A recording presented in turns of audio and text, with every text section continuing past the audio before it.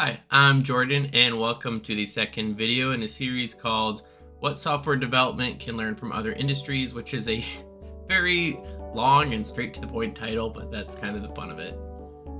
In this episode, we're going to be talking about medicine. And if you watch any television at all, you'll know that within these past couple years, we are in a TV doctor boom, right? There's a resurgence going on with NBC's St. Denis Medical, a show called Doc. The show of 2025 was The Pit from HBO, and already in 2026 we have Good Medicine, and the list goes on and on. And it makes sense, right? Medicine is familiar territory for everyone. It's easy to drum up drama, and they seem to be everywhere, and they're great watches, but maybe they're not only about super rare diseases and fun, unique drama, but maybe they're also about software best practices.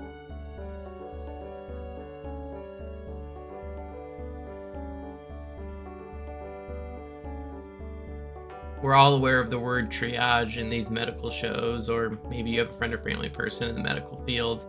But did you know that the word triage is from a French verb pronounced trier, which literally means to sort or select? I'm going to give you a really brief history about how some of these medical field things have developed over the past couple hundred years. In the early 1800s, there was this guy, Napoleonic Wars, a military surgeon. His name was Dominique Jean Larrey, and he faced an impossible problem. He had thousands of injured soldiers, very limited supplies, very limited doctors. Like, who do you treat first? And before Larrey, the answer was often simple. You would target your superiors, your officers, or whoever was closest. But that was not a very effective strategy. So what he did was he started treating people based off of severity and not their status. And so he would sort the wounded into categories so that they could focus the resources where they would have the most impact. The original categories were very simple but very practical. Those who would survive without treatment, those who might survive with treatment, and those who wouldn't survive either way. And yeah, it seems very straightforward, but you have to think about, if you're a young doctor trying to make these decisions, just having that structure to follow helps take some of that burden and that decision making off of you. And it was monumental in its time. Now we're going to fast forward about 150 years forward to an Austrian anesthesiologist named Peter Soffer, and he wrote a book called ABC of Resuscitation, which a lot of people have heard of this, but this is how you perform CPR. You want your literal ABCs, your airway, your breathing, your circulation. And it helps drive each of the different steps. You don't check circulation if the airway is blocked. You don't start compressions if they're not breathing. The order matters because each step enables the next. Now, I don't want this video to be a history lesson. That's not what I'm aiming for, but it is important to see how these simple structures founded helps drive decision making in moments when you need decisive decisions. Because when everything feels urgent, you need a system to help decide what is most urgent. Now we're back in current times, and the system is more refined than ever. Typically, you're going to have a triage nurse that's going to kind of be your first point of contact, and they're the ones that are quickly assessing, oftentimes in just a couple minutes, what are the chief complaints, what are your vital signs, pain levels, medical history, allergies, trying to get all the good, easy stuff out of the way, and ultimately trying to figure out how urgent is this really. And they'll typically assign a priority level, typically a 1 through 5. The most common is called the Emergency Severity Index, or the ESI. And level 5 would be something like it can wait and it's non-life threatening, while level 1 is like, hey, we need to see this person right away. And this triage nurse that is the first line of defense, they really speak two languages, the patient language and the medical language. They translate between the scared family member who says, quote unquote, something's wrong, and the physician who needs to hear altered mental status, possible CVA. They are the information hub. When the system works, it's often because the nurse is good, and when it breaks down, it's often because something got skipped or mishandled by somebody that was possibly inexperienced. So the question is, what does this have to do with software? And really everything. Your business analyst or product owner would be your nurse. In this example, your intake process is triage. So if the business analyst or product owner is our metaphorical nurse and our devs are the doctors, well then who's the patient? And it's simple. It's your backlog. Every bug, feature, and urgent request is a patient in the waiting room. So once your team is doing intake, how do they actually decide what is most important?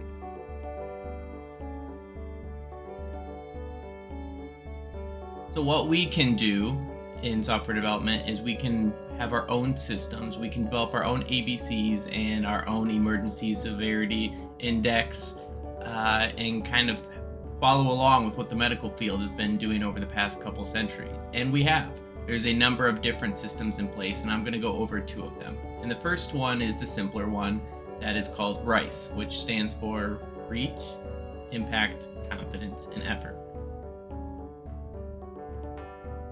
Reach is simply the number of people a particular product will affect within a specific period of time.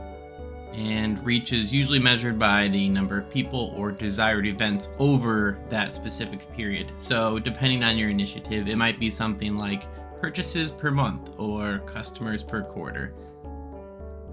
While impact is going to be defined by your team, but it could be anything such as increased adoption or an increased conversion rate as examples. And you'll typically choose a number on a scale. An example scale would be 3 is a massive impact, while 0.25 is a minimal impact. You don't have to use this scale, this is just an example. Confidence is your perception of how you feel and how sure you are about the reach and impact scores that you have assigned. For example, if you've defined that you have really high reach and really high impact scores mainly based off of gut feelings due to unavailable data points, your confidence score will be lower. Whereas if you have defined high reach and scores based off of previous experiences, you probably have good data to back it up, and therefore you have good confidence to back you up. So in our example, we're going to use 90%. And the final number to determine before you calculate your total RICE score is effort, which measures the amount of people your initiative will take to execute. People power, really. In the RICE framework, your effort number is expressed in people months or people weeks. It will vary, but some teams use months and some teams use weeks. But really, what's important is the units matter less than just being consistent. That's the more important part. So you can see in an example that I created here how this formula would work when you put it all together.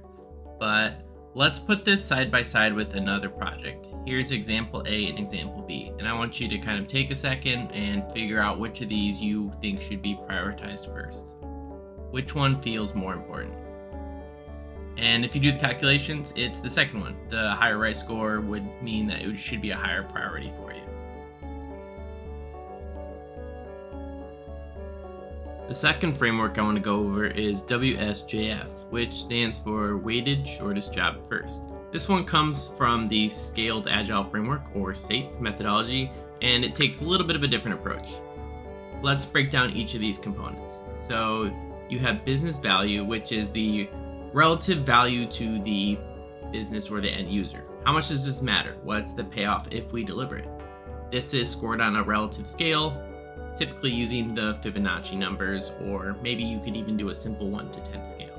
The key is that you're comparing this item against each other, not assigning absolute values. Time criticality measures the impact of delay. This is where WSJF gets interesting. Ask yourself, what happens if we deliver this 6 months from now instead of next month? Does the value decrease? Do we have a deadline we need to hit? Will a competitor beat us to the market? Some things are time sensitive. If you have a Christmas release and you don't hit a Christmas deadline, then yeah, that's going to have a pretty high time criticality. If the value doesn't decay with much delay, then your time criticality would be low.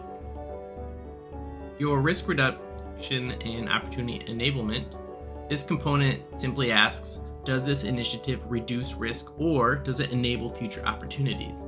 It could be something such as paying down technical debt that causes outages, or an opportunity enablement example would be entering a whole new market segment or creating infrastructure that other teams could then leverage. This is the strategic value beyond that immediate business value. Something might have a modest direct value, but it's unlocking a ton of future potential value. And job duration is very similar to the effort. It's the relative approximation of how long this will take. Some people use story points, some people use weeks, months. Once again, the unit doesn't matter so much as consistency.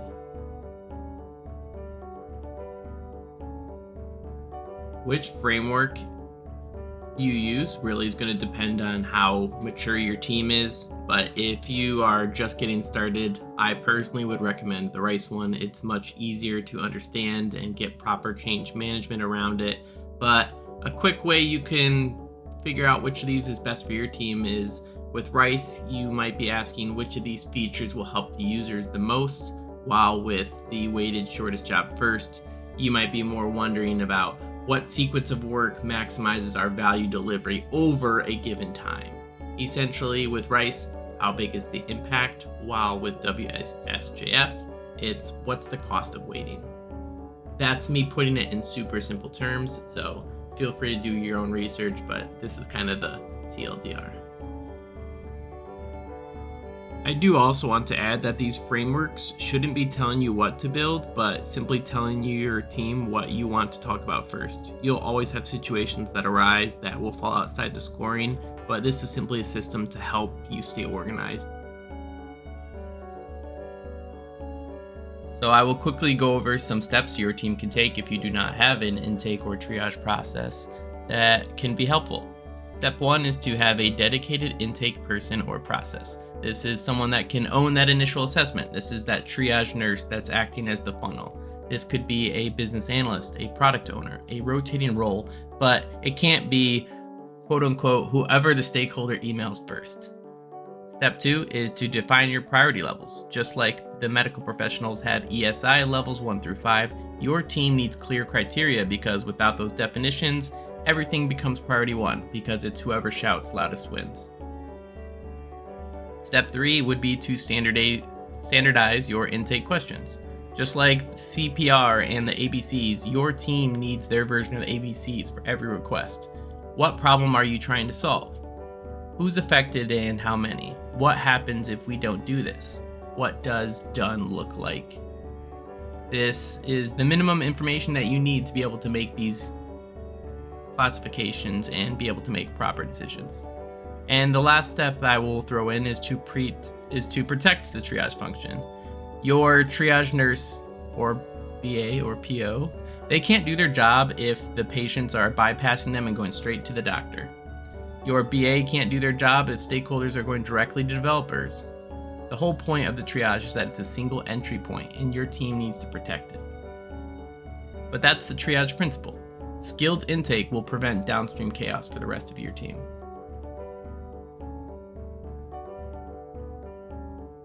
And that's it for episode 2. I will put some information below if you want to do your own research. But in the meantime, the next time you are sitting down to watch some TV with the family and you turn on an episode of Scrubs or The Pitt, maybe that thought will cross your mind of, yeah, this isn't so different from software development after all. So take care. I'll see you very soon, and let's get better every day.